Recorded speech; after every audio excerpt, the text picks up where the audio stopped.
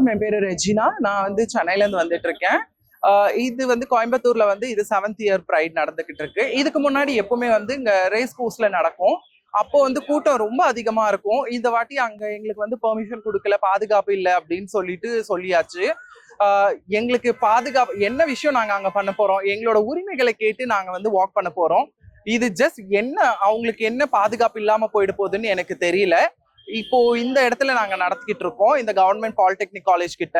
இங்க கூட்டம் அந்த அளவுக்கு வந்துகிட்டு இருக்காங்க. பட் ரேஸ் கோர்ஸ்ல நடந்த மாதிரி எல்லாம் இங்க அந்த அளவுக்கு கூட்டம் வரல.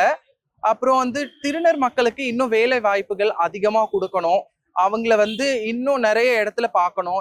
எங்கேயோ ஒரு சில இடத்துல தான் நம்ம திருநர் மக்களை பார்க்குற மாதிரியே இருக்கு. வேலை வாய்ப்புகள்ல எல்லா இடத்துலயும் அவங்களும் இருக்கணும். அப்புறம் வேலை வாய்ப்புகள், வீடு, சில பேருக்குலாம் வீடு எல்லாம் கிடைக்கிறதே ரொம்ப கஷ்டமா இருக்கு. வாடகை வீடு எல்லாம் வாடகைக்கு கொடுக்க மாட்டாங்க பீப்புள்ஸ்க்கு. ரொம்ப கஷ்டமா இருக்கு. அதையும் மாத்தணும். எங்களுக்கான சொந்த வீடு வாய்ப்புகள் ஏதாவது கவர்மெண்ட் கொடுத்தா கொஞ்சம் நல்லா இருக்கும்னு எங்களுக்கு தோணுது. அப்புறம் மேரேஜ் ரைட்ஸ் ரொம்ப நாளா கேட்டுட்டே இருக்கோம். திருநர் மக்களுக்கு மட்டும் கிடைச்சிருக்கு, மற்ற ஜெண்டர்ஸ்க்கும் அது கிடைக்கணும். லைக் கே, அந்த லெஸ்பியன், இவங்களுக்கெல்லாம் அது கிடைக்கவே இல்லை. ஓன்லி திருநர் மக்களுக்கு மட்டும்தான் கிடைச்சிருக்கு. எல்லா ஜெண்டர்ஸ்க்குமே கிடைக்கணும். கல்யாணம்ன்றது எல்லாரும் அவங்க மனசு விருப்பப்பட்டு பண்ணிக்கிற ஒரு விஷயம்.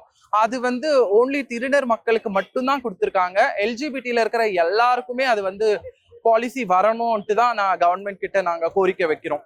வணக்கம், என் பேர் சிவா. நான் சியாப் அப்படின்ற ஆர்கனைசேஷன்ல இருந்து வந்திருக்கேன். கோயம்புத்தூர்ல எல்ஜிபிடி ப்ரைட் பரேட் இது கண்டினியூஸா நம்ம 6 தடவை நடத்தியிருக்கோம். இது 7வது தடவையா நாங்கள் இதை தொடங்கி இருக்கிறோம். இந்த ப்ரைட் பரேடுன்றது வருஷத்துக்கு ஒரு தடவை ஜூன் மாசத்துல குறிப்பா 2வது ஞாயிற்றுக்கிழமை பண்றோம். ஏன்னா எங்களுக்கு 4வது ஞாயிற்றுக்கிழமை இல்லை 5வது ஞாயிற்றுக்கிழமை சென்னையில வானவில் பேரணி நடக்கும். இங்கே எங்களோட கோரிக்கை, இந்த ரீஜன்ல இருக்கக்கூடிய பிரச்சனைகளையோ இல்லை எங்களுக்கு பொதுவா இருக்கக்கூடிய பிரச்சனைகள் அரசாங்கத்துக்கிட்ட, அதாவது தமிழ்நாடு அரசாங்கத்துக்கிட்டயோ இல்லை யூனியன் கவர்மெண்ட் கிட்ட, இந்திய ஒன்றியத்துக்கிட்டயும் எங்களுக்கு தேவையான கோரிக்கைகள் வைக்கவும், இல்லை பொதுமக்கள் கிட்ட எங்களுக்கு என்ன கோரிக்கைகள் இருக்கோ அந்த கோரிக்கைகளை வைக்கிறதுக்கோ, இல்லை பேரண்ட்டுகளா இருக்கக்கூடியவங்க, எங்களுடைய அப்பா அம்மாவா இருக்கக்கூடிய அண்ணன் தம்பியா இருக்கிறவங்க, இவங்களெல்லாம் அந்த இதை சொல்றது மூலியமா நாங்க எங்களை ஏத்துக்கிறோம் அப்படின்றதுதான் ஒண்ணு. ஸோ எங்களை பத்தின புரிதல் நிறைய பேருக்கு கிடையாது. நாங்க யாரு என்னன்றதை பத்தி, ஏன் இப்படி இருக்கிறாங்க, என்ன காரணத்துக்காக இப்படி இருக்கிறாங்க அவங்க அப்படின்னு. இது சட்டப்படி இப்படி இருக்கிறது சரியா தவறா, இந்த கேள்விகள்லாம் நிறைய இருக்கு. இதை புரியறதுக்காகவும் யாராவது புதிதாக வரக்கூடிய திருநங்கைகளோ இல்லை திருநம்பிகளோ இந்த மாதிரி இருக்கிறாங்க, நம்ம தனிச்சு விடப்படலை, உங்களுக்கு ஆதரவு இருக்கு, நாங்கெல்லாம் இருக்கிறோம்னு. ஏன்னா இந்த மாதிரி ஒரு உணர்வு வந்த உடனே அவங்க முதல்ல செய்யறது என்னன்னாக்கா அவங்களுக்கு சூசைடு தான் பண்ணுவாங்க. ஸோ அந்த சூசைட்ல இருந்து அவங்கள காப்பாத்துறதுக்கோ ஒரு தனி மனிதனுடைய புரிதல் உண்டு பண்றதுக்காக தான் இந்த ப்ரைடு பரேட் நடக்குது.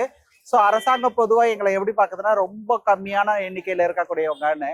ஸோ மினிஸ்குல் மைனாரிட்டி அப்படின்னு தான் சுப்ரீம் கோர்ட்டும் ஒரு காலத்துல சொல்லுச்சு. ஸோ இப்போ ரீசெண்ட் பாப்புலேஷன் பார்த்தீங்கன்னா அந்த மாதிரி இல்லை அப்படின்றத ப்ரூவ் பண்றதுக்காகவும் நாங்கள் இருக்கிறோம் அப்படின்றதுக்கும் எங்க விசிபிலிட்டிக்காகவும் தான் இந்த ப்ரைடு பரேட் நடத்துறோம்.